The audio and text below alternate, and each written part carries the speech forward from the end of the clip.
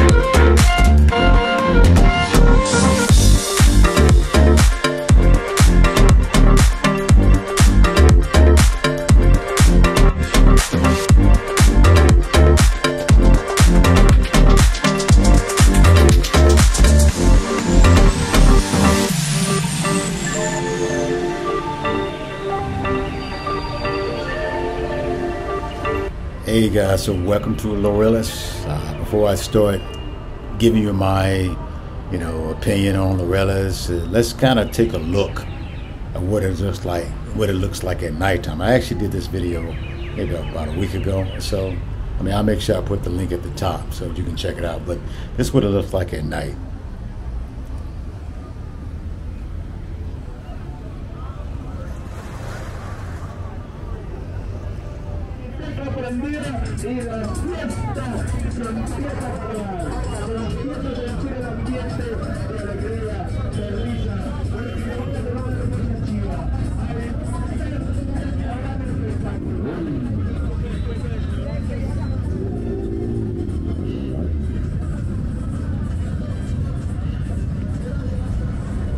Alright, so now I'm back. Well, again, this is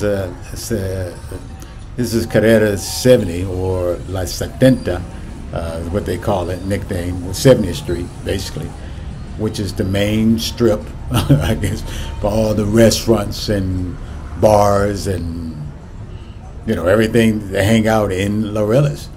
And it's a kind of cool little spot here. I think the next time I come to the city, this is probably where I'm going to stay. I don't know why. It was on my list to stay when I was looking at places to stay, but I just chose somewhere else just for something different. But maybe because I had never been here before, and I was like, okay, maybe I'll try this out next time. But anyway, I really like this. This is Laureles Medellin, and I like the fact it's a nice, flat, even street with tree-lined street, which is always cool. It's about, it's about 78 degrees today. It's kind of partly sunny or partly cloudy, depends on how you look at it. More partly cloudy than partly sunny. But anyways, it's kind of a nice street, and it's mostly just restaurants and bars. I think it's about 85–90% restaurants and bars on the street. Of course, there are banks. There's some, couple supermarkets. There's an Exito Super, which is a little bit different. I'll show you that in just a second. But really just a nice street. One thing I really like about it, again, is just not because of their number of restaurants. It's a wide open street, so there's plenty of people for people to walk, and there's plenty of places where restaurants to have, it's almost like this street was designed specifically for that, where you can set out and just watch. Now, it's around 1:30 in the afternoon on a Saturday. And I'm amazed at the number of places that are closed. And I'm not talking about bars. Some of these are like restaurants. I mean, I expect the bars to be closed, I guess, at this time of the day. And I guess maybe they don't open till like, I don't know, 3, 4, 5 o'clock in the evening. But some of these are actually places, like quick places to eat, like hot dog stands and stuff like that. So, you know. Now, obviously, between what it looks like at nighttime and daytime it's kind of night and day, but it's not totally night and day, because I've been in places where, you know, you go somewhere in the daytime and it's almost like you're in a different area than what it looks like at nighttime. I mean, prime example, when I went to Parque Lleras, which is what I showed you in a video by Aplado, it was almost empty daytime. Of course, at nighttime, it was a totally different story. This one is still rather busy, you know, considering it's around, you know, 1 o'clock, 12:30, 1 o'clock in the afternoon. I think it's kind of busy because most of the people who are on the street are people who are eating. Obviously, the few bars are operating. There's a few bars that are operating, and, you know, I mean, for early drinkers, that's cool. So you always have an option to drink no matter what time of day. I don't know about no matter what time of day, but at least around lunchtime, if you want something to drink, you know, alcoholic beverages, you got plenty of options, a few options to choose from. Not plenty of options, but definitely a few options to choose from. And obviously, there's still plenty of places to eat. You know, there's the Éxito Super. Again, I was surprised it was just a grocery store, didn't have anything else in it. So I guess the Éxito Super is the grocery store, and the Éxito Wild is the grocery store combined with, you know, other accessories, you know, clothes, you know, other things that you find in the Éxito. So I guess that's the difference between what I'm learning is the difference. Again, wide open street, plenty of places to just eat. Plenty of places to drink, you know, at this time of day. You know, one of the other things I just realized when I was trying to come here and looking at the signage and the map, Laureles is nowhere on the signage or the map when you try to look up on where, you know, which station to take. Actually, the station, which I'm going to label it, you know, obviously at the beginning of the video, but the station that you're supposed to take to get to Laureles is the Estadio, which stands for stadium. The Estadio is actually a separate neighborhood that's kind of like close right next to Laureles. So really, once you come out the metro, you go to the right, that's basically Laureles. You go to the left, that's basically Estadio. Obviously, you know, give and take a few, you know, lines here and there, but basically that's how it works. And the stadium where the 2 soccer teams from Medellin plays. I'll make sure I write it down here. I can't think of them right now, but the 2 soccer teams from Medellin play at the stadium. And from what I hear, you know, when there's a game, or after a game, or even before a game, and especially if they win, this place is super, super packed. It's super packed with just people, you know, enjoying or celebrating, or depends on, you know, what they win or lose, but they're celebrating their losses or their win, you know, from playing. And sometimes when they play each other. So I don't know if I'll be able to catch a game this time while I'm here. I don't know. I mean, I didn't check out the schedule, so I'm not sure if the season has started, if they're playing right now. I'm not sure what's going on with the stadium season right now. You know, at the end of this street is actually the university. That's what you're seeing right now in the picture. The name of the university is Universidad Pontificia Bolivariana. I'm not even sure I said it correctly, but I'll make sure I write it down in the description below. So that's the university. So in other words, at the end of the block, it's the university. Just imagine being a student at the university and have the party scene right outside the gate.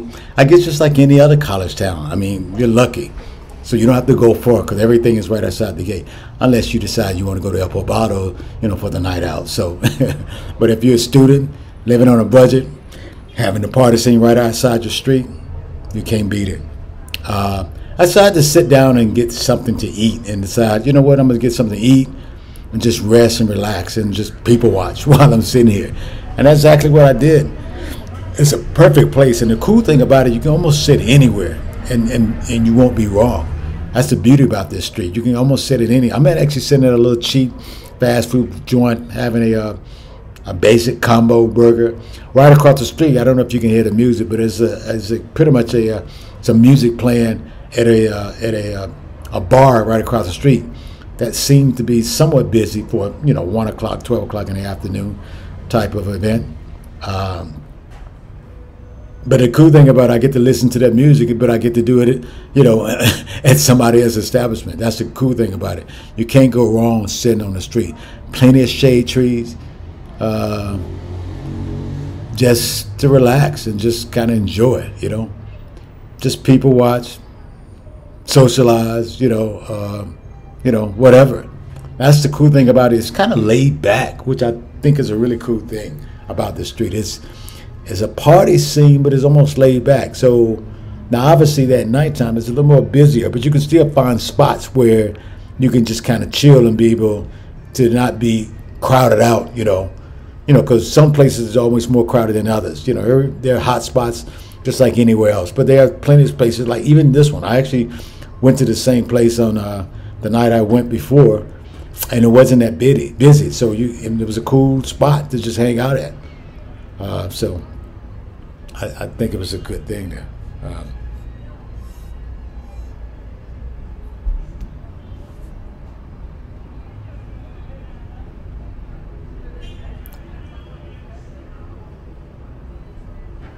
You can kind of just sit here all day.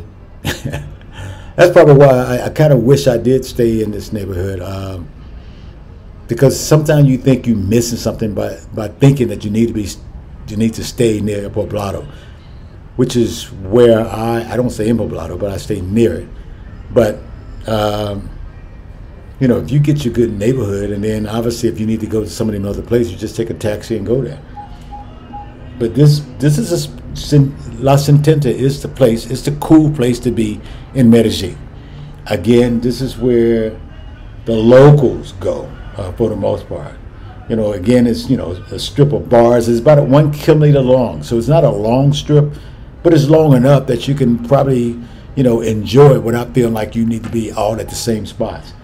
Again, it's bars, it's shops, clubs, restaurants.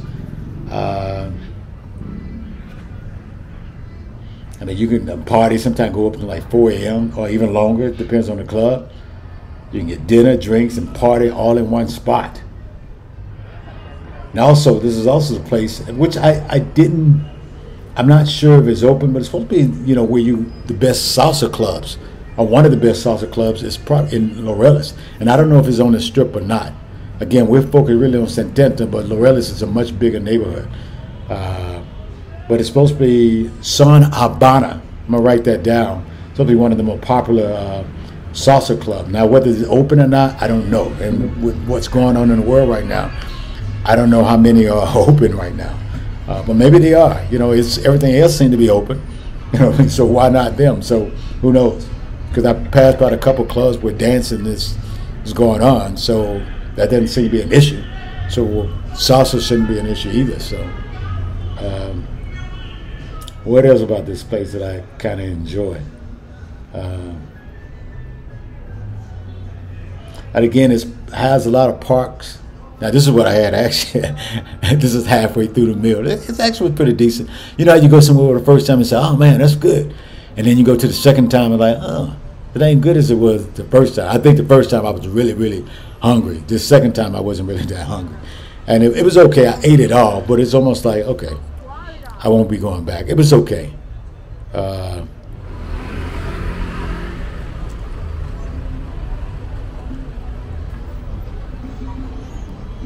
So now I'm really just kind of heading back to the metro station. It's a lot to the city to be seen. I mean, again, I wanted to check out the gym. The actual stadium, which is supposedly have swimming pool, tennis courts, multiple swimming pools. Tennis court, basketball court, weight weights where you can lift weights, a track, what else? A skating park. I mean, there's a lot supposed to be going on in that stadium, in and around that stadium. That's pretty much free to the public. Once you registered, of course. I mean, you have to register to be able to participate or to attend. But from what I hear, it's an easy process. So anyway.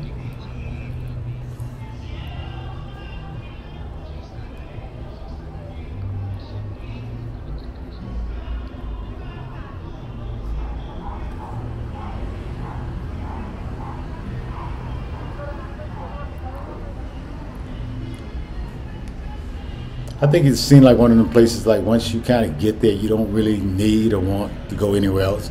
It seemed like it. I mean, unless you need to go to a special mall or something. But there is a mall nearby. I can't think of the name of the mall right now. But look, that's a nice little view. And of course, it looks better at nighttime because it's almost like, wow, as soon as you get off the metro station, there's this energy that's lit up at night. So, it'd be nice to check it out. So anyway, that's my little insight on Laureles, specifically La Setenta. So don't forget to like, comment, and share, and click that notification bell for the next video. Thank you for watching.